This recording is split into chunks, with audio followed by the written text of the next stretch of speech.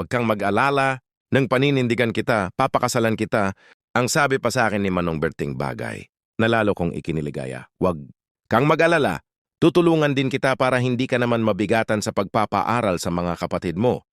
Maganda na rin naman ang kita ko. Magaganda ang mga nakukuha ko ngayong mga project. Nabalitaan ko nga rin palaging sinasabi nanay ni Manong Berting na malakas. Mangontrata ang kanyang ang kanyang anak. Natatawa na nga ako minsan pag nagkwekwento ang nanay ni Manong Berting na para bang ipinagmamalaki ang anak niya na hindi daw magugutom ang babaeng pipiliin nito. Kung sakaling mag-asawa ulit, eto obvious na nais lang ng nanay niya na mag-asawa siya ulit. Pagkatapos ng gabing, iyon ay hindi na ako pinauwi ni Manong Berting sa bahay namin kinabukasan. Ay nagpunta kami sa bahay ng kanyang mga magulang, formal niya akong iniharap sa mga ito at ipinakilala bilang babaeng nais niyang makasama ulit sa habang buhay. Nagulat din ang mga bata na magkahawak. Kamay kami ng kanilang ama at sinabi ng aking asawang si Berting ng aking mahal na si Berting na ako na daw magiging bagong mami ng kanyang mga. Malugod naman akong tinanggap ng mga anak ni Berting.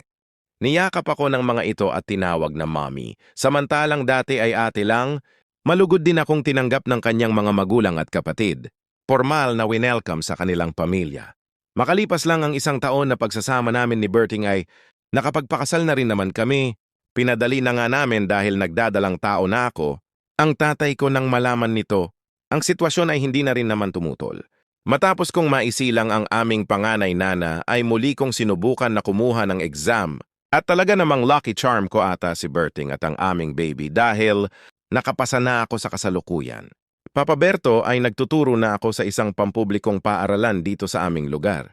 Masayang-masaya na rin ako dahil maayos na nakapagtapos sa pag-aaral ang aking 3 pang nakababatang kapatid sa pagtutulungan namin ni Berting. 3 na rin ang anak namin ngayon at masayang-masaya kaming nagsasama. Si Berting ang nagbigay sa akin ng kaligayahang walang hanggan. Kailanman ay hindi ko naranasan sa piling niya yung masaktan.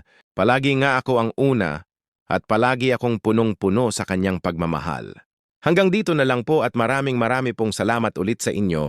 Ako po ulit ito si Neneng ng San Fernando, La Union.